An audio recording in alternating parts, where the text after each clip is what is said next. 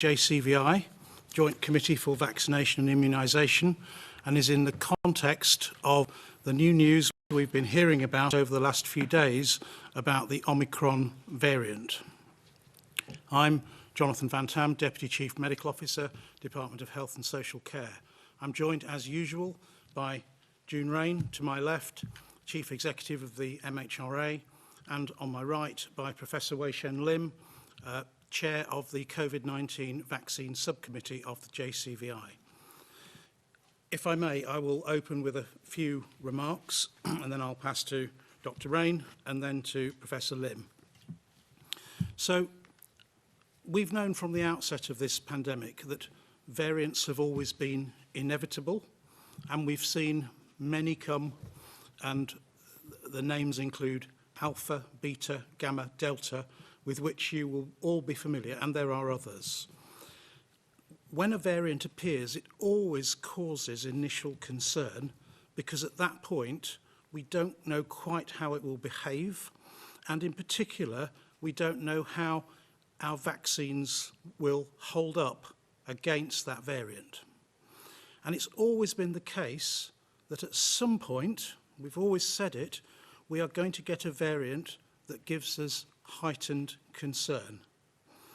And we are at that moment with Omicron. It is the new kid on the block for now. And I think it's true to say that scientists around the world, not just in the UK, unfortunately agree that this one is of increased concern. But in acknowledging that concern, I want to be very clear and I want to emphasise the very high degree of current uncertainty in our knowledge. There are far more things we don't know yet than things we do know. Now that is going to change very rapidly as scientists around the world mobilise on this over, I predict, the next 3 weeks. But please, everyone needs to give us time to assemble that data. What we can say, in terms of the things that we're certain of at this point, that the Omicron variant has many mutations. Some of them are ones which we already know something about, and some of them are new. But the number of mutations present already on first principles makes us worry about a possible effect on vaccine effectiveness. The other thing that is certain at the moment is that in South Africa, there is definitely an elevated growth rate associated with the Omicron variant. That is not the same as saying there is definitely an increase in transmissibility compared to the previous Delta variant that they experienced. That is a piece of science that still needs a bit more work. And so the uncertainties are transmissibility, severity of disease, where there is no definitive signal at this point from South Africa. But we should all note that even without increased severity, as the case numbers grow, then hospitalisations will also grow. And finally, on the effects of the new variant and how well vaccine effectiveness will hold up, here I want to be clear that this is not all doom and gloom at this stage, and I do not want people to panic at this stage. If vaccine effectiveness is reduced, as seems pretty likely to some extent, the biggest effects are likely to be in preventing infections, and hopefully there will be smaller effects on preventing severe disease. But that is something that is there for scientists to work out in the next few weeks. There is also some science which Professor Lim will refer to in more detail, that higher antibody levels protect better than lower antibody levels. And I know that Professor Lim will come back to that. So for the meantime, whilst we work this out, there are two basic things that the scientists will have to do. The first is to get some live Omicron virus and test that against the blood samples from people who've already been double vaccinated and people who've been double vaccinated and then boosted. And that will be part of the data picture that comes together to tell us exactly what's going on with vaccine effectiveness. And the other piece that can be done is epidemiological studies, which, as you know, involve very large numbers of people, and you also need large numbers of cases. And at the moment, the only place that those kind of studies can realistically be done are in South Africa, and there we rely on the World Health Organization and the South African public health authorities, who are truly excellent, and I hope they will get us an answer soon. And on that point, I think we have to again pay tribute to the excellence of South African science and the transparency of the authorities there in helping bring this problem to the world's attention at the earliest moment they possibly could have done so. So that's the kind of backdrop, if I may, to the announcement that will be made in just a moment or two. And before that, I shall turn to Dr. Rain to give an update on the safety situation and the booster programme in particular. Dr. Rain. Thank you. As the UK's independent regulator, our role is to continue to ensure that safe and high quality and effective vaccines are provided to the public. Your safety is always our highest priority, and we've continued to proactively monitor the safety of all COVID-19 vaccines since the rollout began a year ago.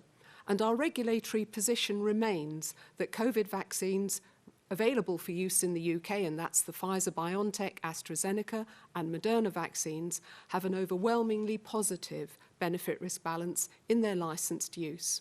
Our role means ensuring that continued use can be conducted in an effective way, and we confirmed in September that available vaccines can be used as safe and effective booster doses. Since the access to boosters was extended to be rolled out in people aged 40 and over, we have identified no new safety concerns. Our careful review of the data found that the majority of adverse events were mild or moderate and related to reactogenicity, the vaccine working, such as sore arm or headache or tiredness. And so when you're called for your booster dose, you can come forward confident that the benefits of the vaccine by preventing serious COVID-19 outweigh any risks. Briefly turning to people aged 12 to 15 years, and ahead of our authorisation back in June to extend the approval of the Pfizer-BioNTech vaccine, we carried out a robust regulatory review to determine that this vaccine is safe and effective for this younger age group. And we carried out a thorough review of all clinical trial data, and since then we've continued to monitor. And monitoring all the side effects age under 18 has shown that these again raise no new safety issues. So our message to people aged 12 to 15 is that it's safe to have a second dose of the Pfizer vaccine. And if you're called to receive your second dose, please go and take up that offer, and it will ensure that you're further protected from COVID-19.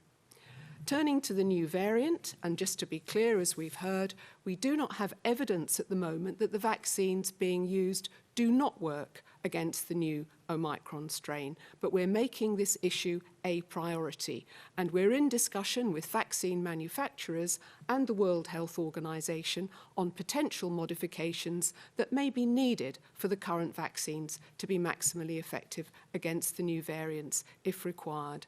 But my message here is that you can be reassured that no vaccine will be authorised for supply in the UK unless the expected standards of safety, of quality and of effectiveness are met. Thank you, JVT. Thank you, Dr. Rain. I'm now going to turn to Professor Lim to make the substance of the JCVI announcement today. Thank you, Wei Shen. Thank you.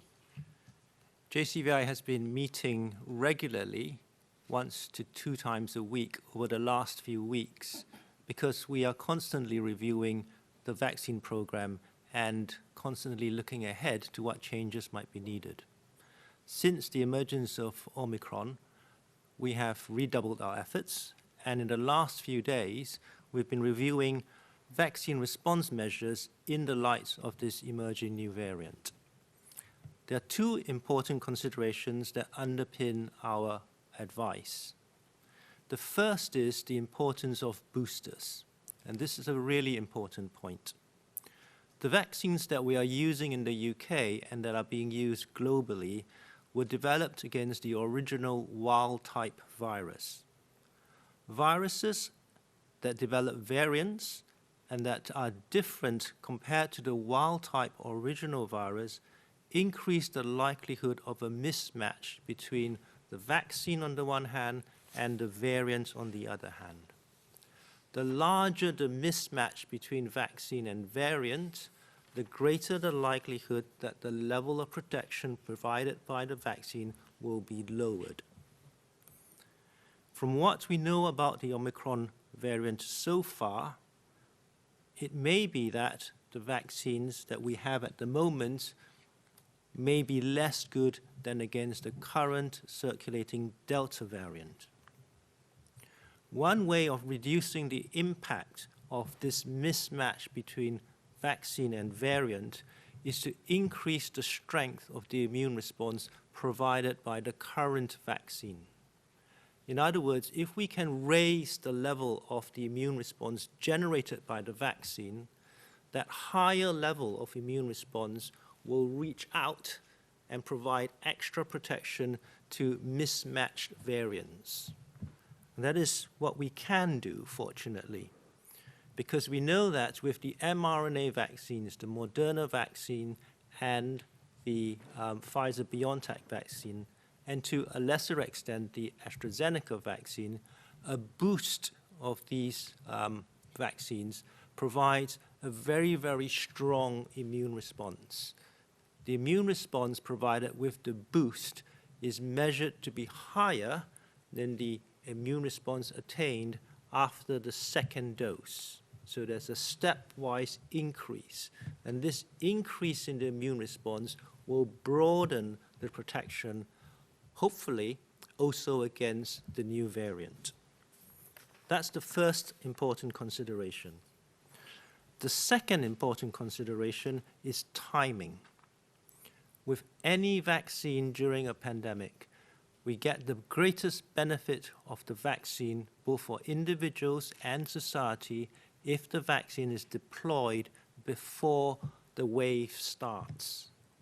If we deploy a vaccine in the middle of the wave or after even the peak of a wave, then the benefit from the vaccine is much lower.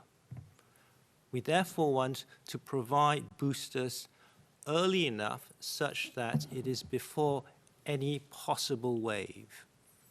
I'm not here predicting that there will be a wave of the new variant, but should there be a wave, we want to be in the best possible position. So there's an advantage in having boosters, and there's an advantage in boosting before any imminent wave arrives. With those two principles in mind, we have 5 pieces of advice that we want to give as part of the vaccine response against this new variant. The first, we're advising that the booster program should now be extended to adults aged 18 to 39 years old.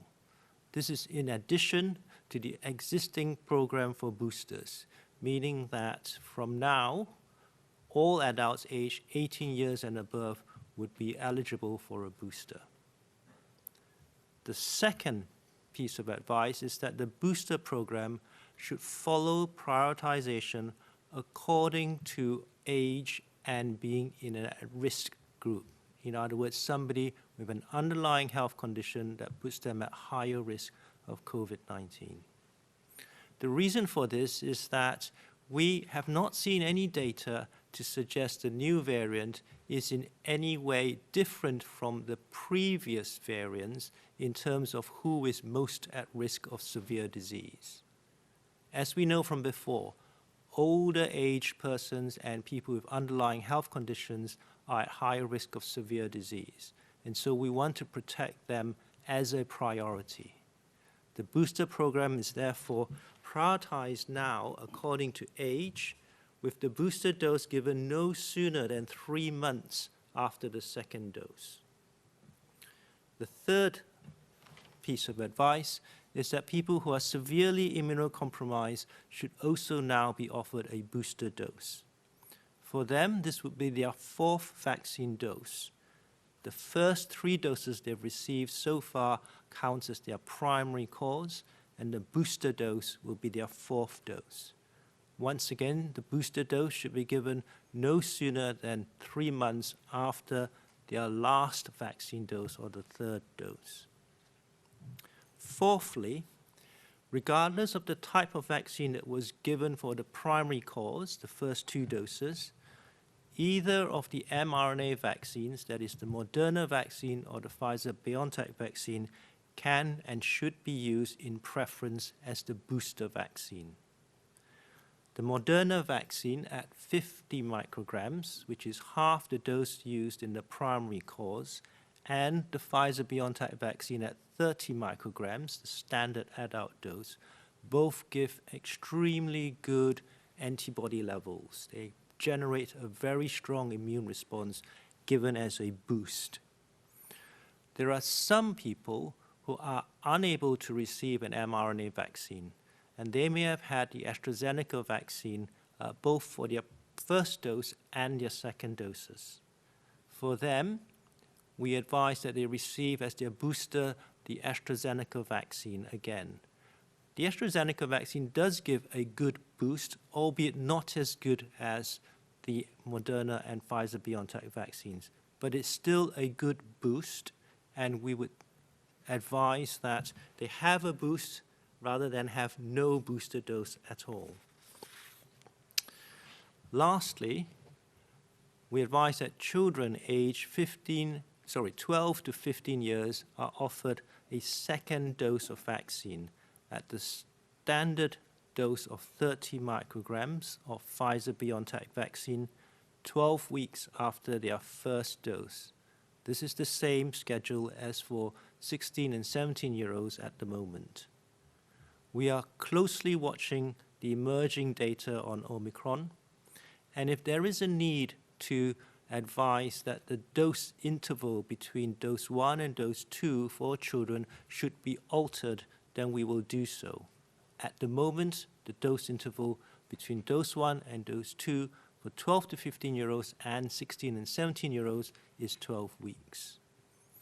Overall, the priority is the booster program, particularly for older adults and those with underlying health conditions that put them at higher risk from COVID-19.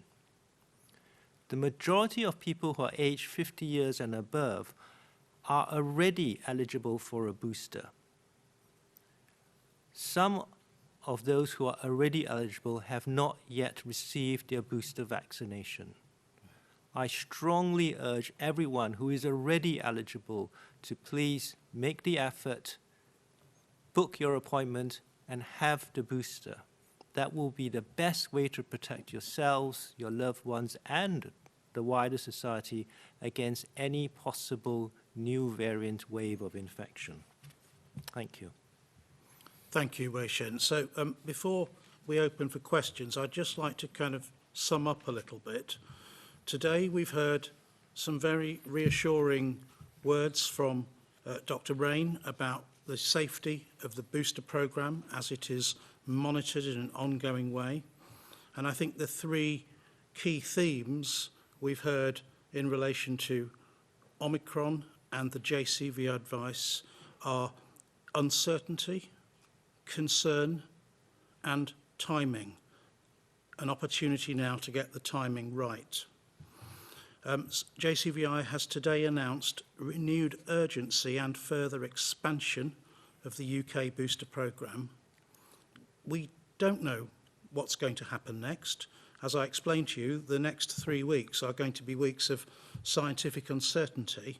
But whilst we wait for the mist to clear on what this concerning variant actually means, there is no time to delay. It's our opportunity to get ahead, and vaccine boosting is the thing we can do most easily whilst we wait for that science mist to clear. So to me, and as you know, I love football, we started with 11 players in the team. with the Wuhan vaccine, and you could say that we've kind of picked up a couple of injuries when Alpha came along and then Delta came along, those variants that are slightly different from the Wuhan original strain. And we've had to use our subs off the bench to keep us in the game, but we're well in the game, and you can see that with the current epidemiology in relation to Delta, that the vaccines are holding up very well and largely keeping us out of trouble. Now, Omicron is like now picking up a couple of yellow cards to key players on top. We may be okay, but we're kind of starting to feel at risk that we might go down to 10 players. And if that happens, or if that's a risk that it's going to happen, then we need everyone on the pitch to up their game in the meantime. And that's really upping your game in terms of boosters and in terms of antibody responses. We're not going to wait for the red card to happen. We're going to act decisively now. And we're asking everyone to up their game. We're asking everyone to play their part in the urgency now of the booster programme coming forward the moment you are called by the NHS. It's really, frankly, never been more vital that the booster campaign has never been more vital than at this point in time. Thank you. I'm now going to open for questions, and the first question is from Jim Reid at the BBC. Thanks very much indeed. This sounds like quite a significant, or a very significant extension of the booster programme.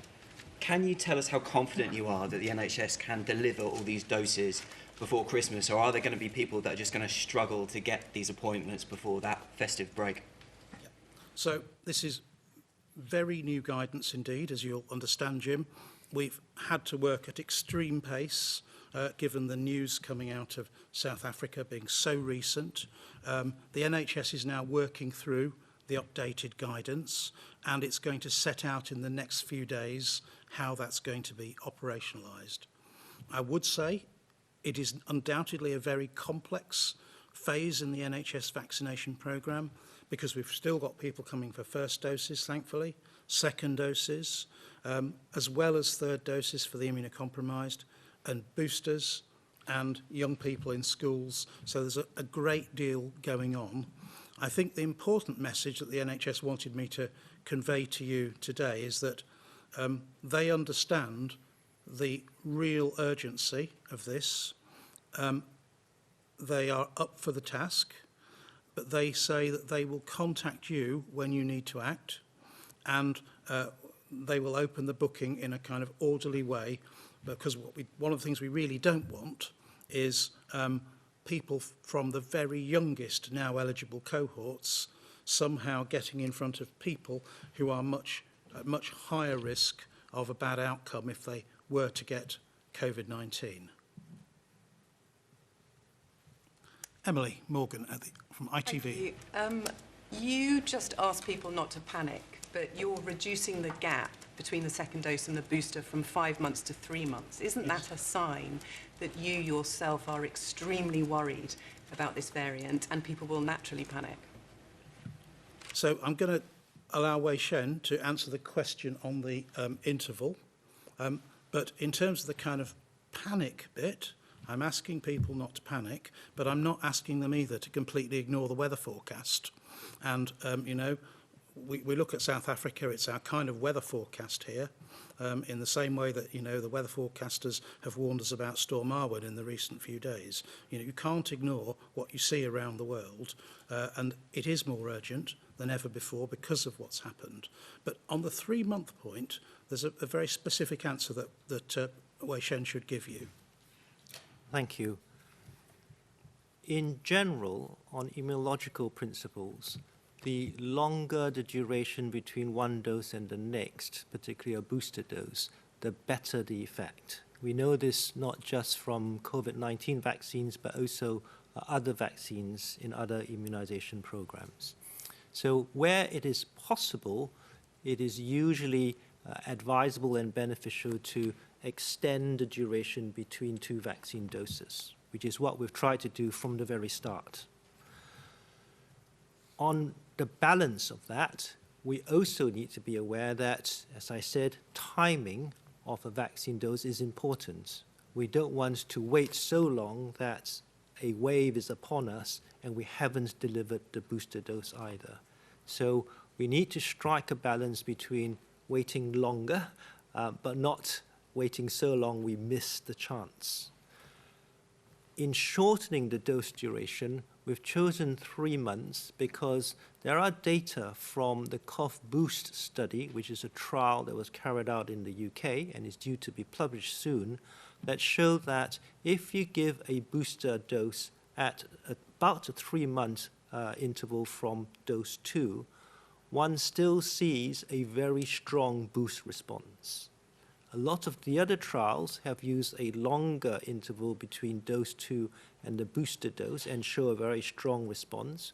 But this trial in the UK showed that very strong response even when the booster dose was given at 3 months. So we feel that it is reasonable to shorten the duration to 3 months, but no shorter than that, because that is where the evidence lies. We can give a booster dose at 3 months and expect a good response based on trial data. We don't want to go too early. Thank you, Wei Shen. Tom Clark from Sky News. Thanks. Given that people in younger age groups will be waiting 3 months for their booster jab, many of them, I imagine, won't maybe get a booster until Omicron, assuming it is more transmissible, makes its way here in large numbers. Did the JCVI consider whether it would be better to use those doses elsewhere in the world? I mean, taking your Premiership, your football analogy, is it time the Premiership was a bit more generous to less fortunate leagues, less wealthy leagues, and share the vaccine around it? That is, after all, what these new variants are teaching us. Do you want me to take that one? Yeah. So, look, on the point about global supply of vaccines, all public health people in the UK and around the world are very clear that none of us are safe until we're all safe. And we're very committed to the international supply of vaccines to all countries. So far, the UK has donated 30.6 million doses of the Oxford AstraZeneca vaccine, and already the scheduled in commitments for 2022 amount to another 20 million doses of Oxford AstraZeneca and 20 million Janssen doses that were also ascribed to the UK. So this means, we'll have given half of our total order of AstraZeneca to countries in need. But we also have a responsibility to try to lock in and protect the gains we've made against this virus in the UK. And it's a difficult, hard balancing act. Chris Smythe. Thank you. Just more broadly with the situation with Omicron in the UK, the Scottish Government said this morning they found cases with no history of travel. They've suggested community transmission is underway there. There are clearly dozens of suspected cases in England, suggesting perhaps there is some element of community transmission more widely. How concerned should we be about this, and what does it tell us about the potential increased transmissibility of this variant? And I suppose secondly, linked to that, even if it is more transmissible, and it already is here in large numbers, given how many Delta cases there are, it's probably going to be into the new year before it becomes dominant, even if it is as bad as feared. And therefore, is the hope that we can actually get the vast majority of those most at risk boosted before that wave that you talked about hit? So it is important for us now, having the advance warning that we've had, thanks to the South African authorities, to try and slow the ingress of a variant into the UK. And we do that because the science is uncertain at the moment about how the vaccines will hold up and the extent to which they will hold up. They're clearly going to hold up better based on the science with boosters, and we want to buy time to do that. So these are all interrelated points. And yes, the more boosting we can do by the time we have any significant amount of Omicron activity in the UK is going to be very, very important.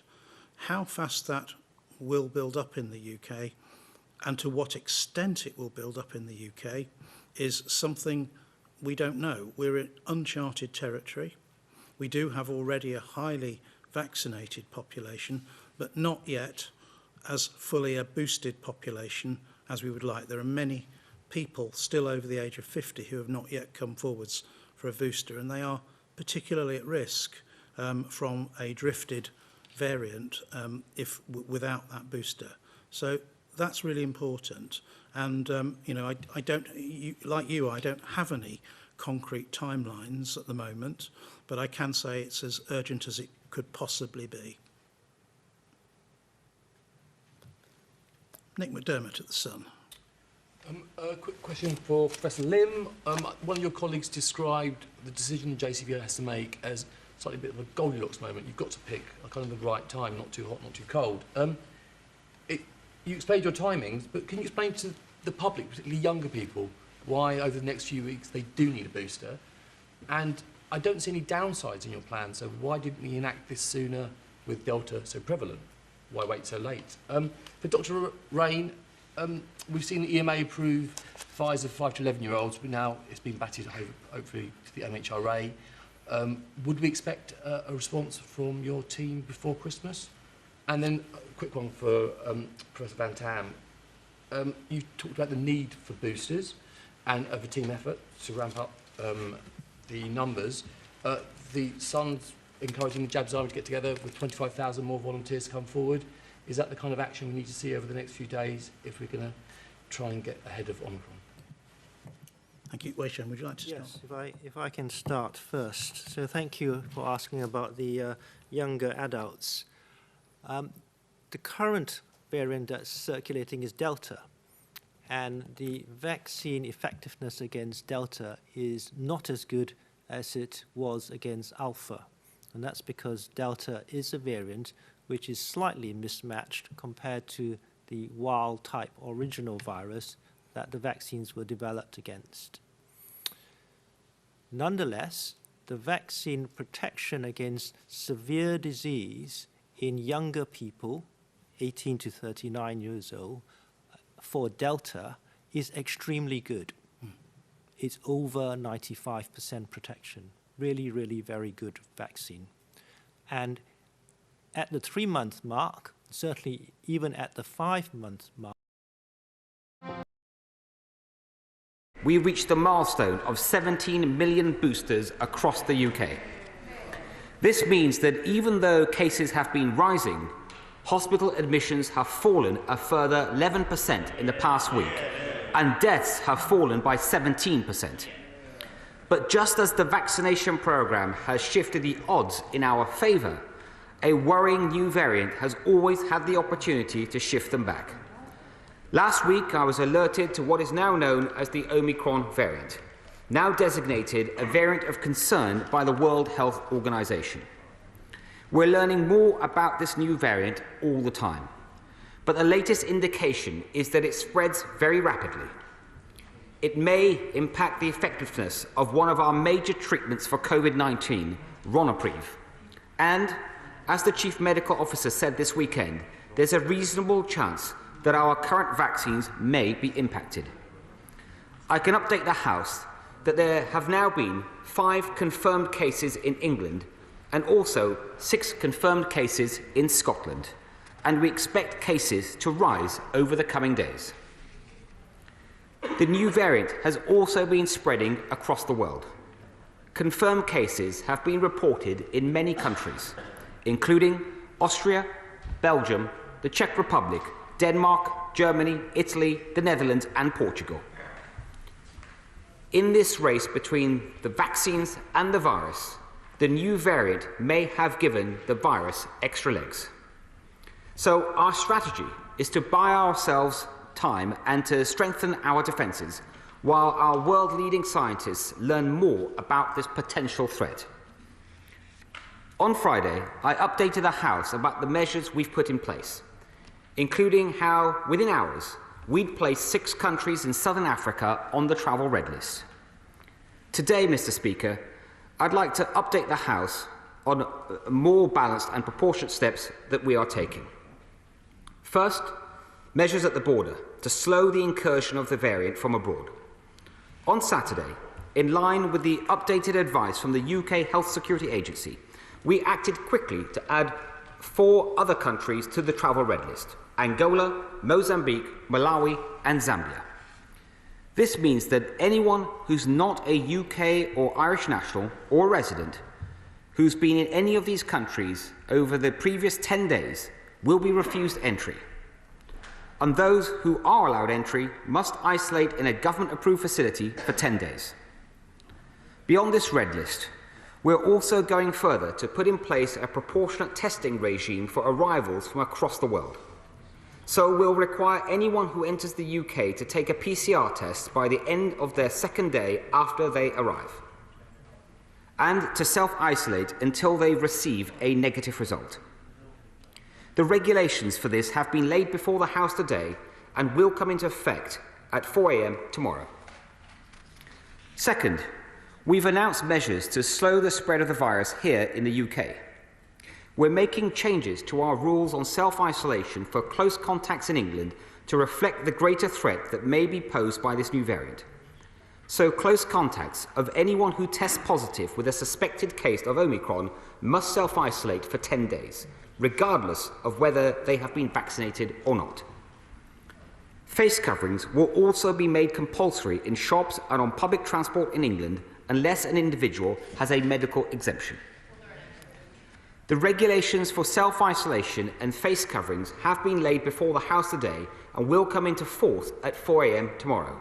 But I can confirm to the House that there will be a debate and votes on these 2 measures to give the House the opportunity to have its say and to perform valuable scrutiny. My right honourable friend, the Leader of the House, will be setting out more details shortly and will be reviewing all of these measures that I've set out today after 3 weeks to see whether they are still necessary. Third, Mr. Speaker, we're strengthening the defences we've built against the virus. We're already in a stronger position than we were when we faced the Delta variant. We have a much greater capacity for testing, an enhanced ability for sequencing, and the collective protection that's offered by 114 million jabs in arms. And so I would like to update the House on our vaccination programme as well. Our COVID-19 vaccination programme has been a national success story. We've delivered more booster doses than anywhere else in Europe, and we've given top-up jabs to over 1 in 3 people over the age of 18 across the United Kingdom. I'd like to take this opportunity to pay tribute to the NHS, the volunteers, the armed forces, and everyone else that has been involved in this life-saving work. Our vaccines remain our best line of defence against this virus, in whatever form it attacks us. There's a lot we don't know about how our vaccine responds to this new variant. But although it's possible that they may be less effective, it's highly unlikely they will have no effectiveness at all against serious disease. So it's really important that we get as many jabs in arms as possible. Over the next few weeks, we were already planning to do 6 million booster jabs in England alone. But against this backdrop of this new variant, we want to go further and faster. So I asked the JCVI, the government's independent expert advisors on vaccinations, to urgently review how we could expand the programme and whether we should reduce the gap between second doses and boosters. The JCVI published its advice in the last hour. First, it advised that the minimum dose interval for booster jabs should be halved from 6 months to 3 months. Second, that the booster programme should be expanded to include all remaining adults aged 18 and above. Third, that these boosters should be offered by age group in a descending order to protect those who are most vulnerable to the virus. So priority will be given to older adults and people over 16 who are at risk. Fourth, that severely immunosuppressed people aged 16 or above who've received 3 primary doses should now also be offered a booster dose. Finally, that children aged between 12 and 15 should be given a second dose 12 weeks from the first dose. I have accepted this advice in full.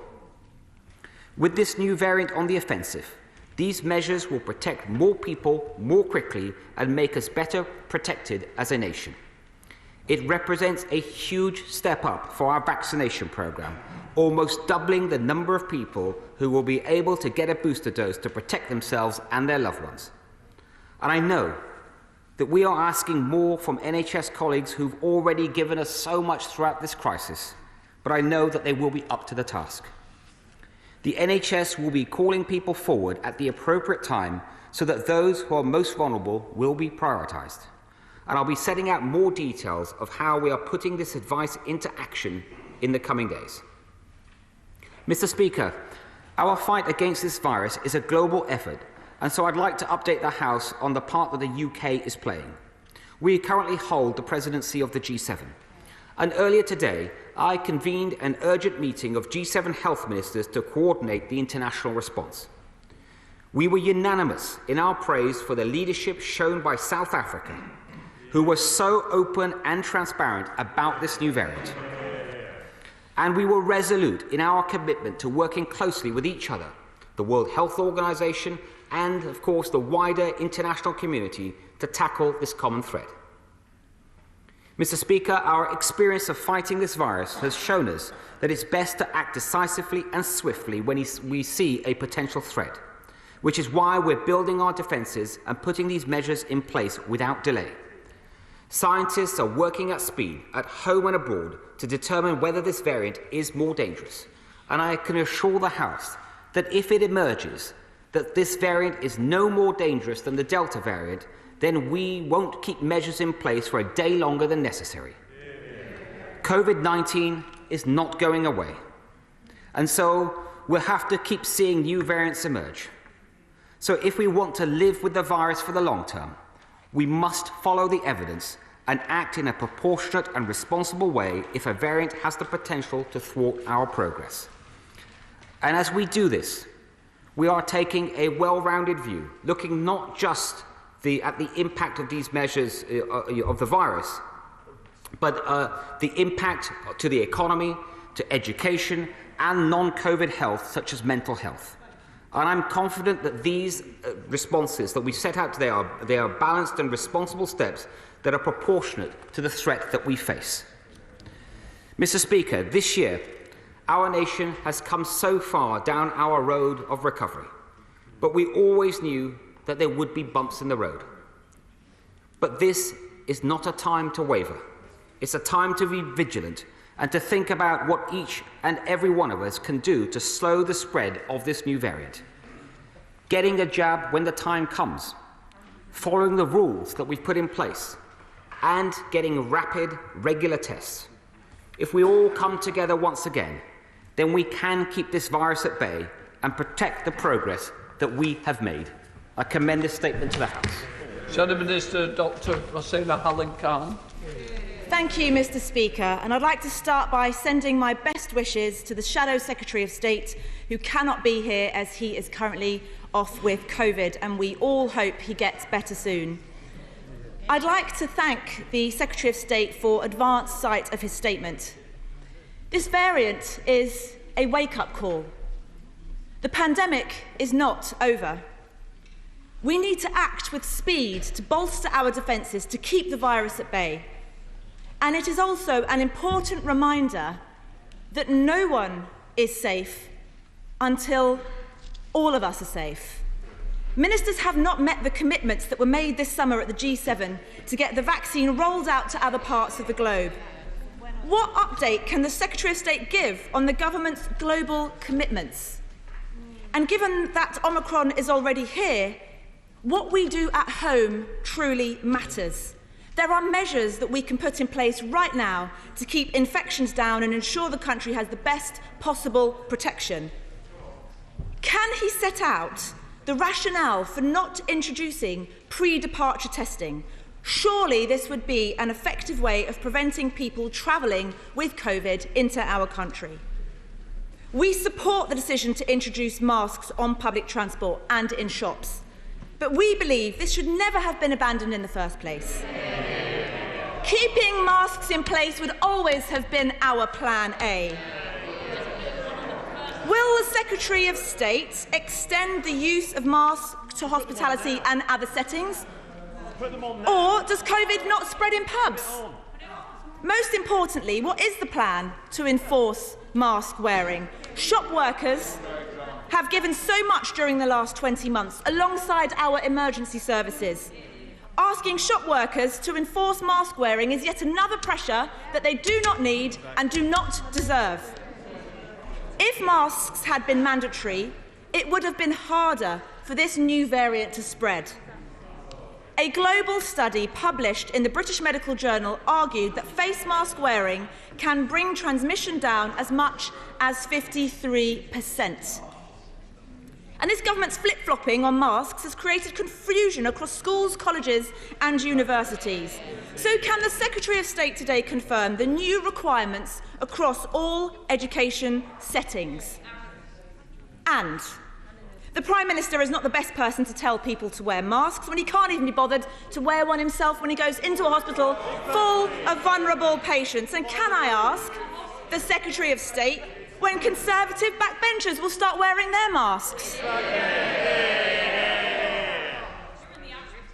Can the Secretary of State update the House on when he expects there to be a decision on vaccinations for younger children?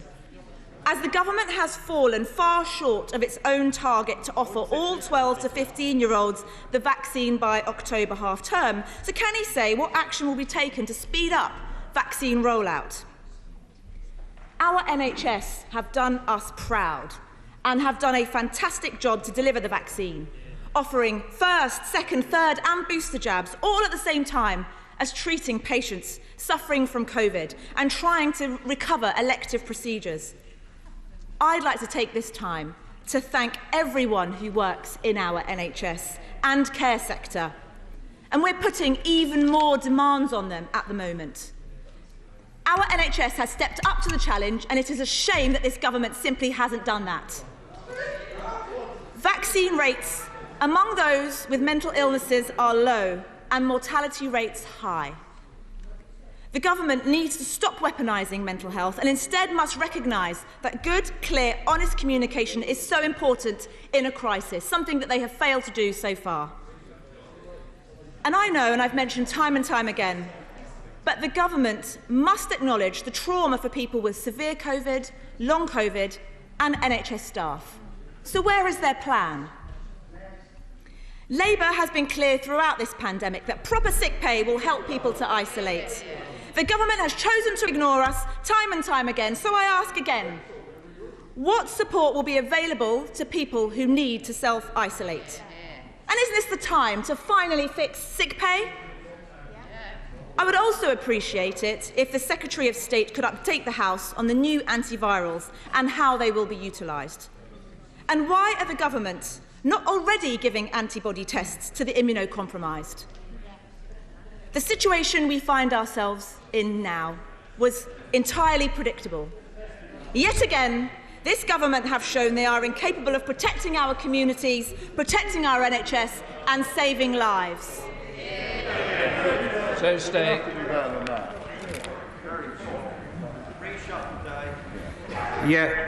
Thank you, Mr. Speaker. First, can I also extend my best wishes to the Shadow Health Secretary and wish him a speedy recovery. I do have to say, Mr. Speaker, I do think the Honourable Lady has misjudged the tone of the House. This is a very serious matter, and I think the whole country would be looking for all members of this House to work together and to support the nation. And surely she isn't blaming the UK government for the emergence of this new variant. I feel, Mr. Speaker, perhaps she was just auditioning for the reshuffle that's going on in her party right now. But let me, Mr. Speaker, answer the questions around. She asked about international donations, And the UK is leading the world in international donations, quite rightly so. It is absolutely right that that is treated as a priority.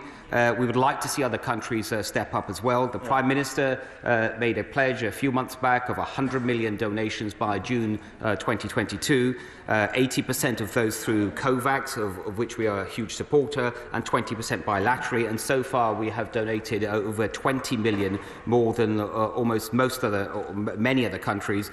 And COVAX, as I said, an organisation we help found and we support, has donated, I believe, some 537 million doses to 144 different countries. The rules, the Honourable Lady asked about the rules on travel and masks and others that I set out. Well, I will say, Mr. Speaker, I think I've addressed that. I do believe that they are proportionate and it's a balanced response. On the vaccine rollout, we've just set out a huge expansion of the vaccine rollout programme. It's a shame that the Honourable Lady could not find it in herself to welcome that vaccine rollout. And as I said, I will set out more details in coming days on exactly how we intend to meet the requirement to vaccinate more. And then on antivirals, we're one of the few countries in the world that have procured the two leading antivirals. We were our regulator, the MHRA, our independent regulator, was the first in the world to approve one of those antivirals. I'm pleased with the over 700,000 courses that we have for citizens across the United Kingdom, but of course, given the emergence of this new variant,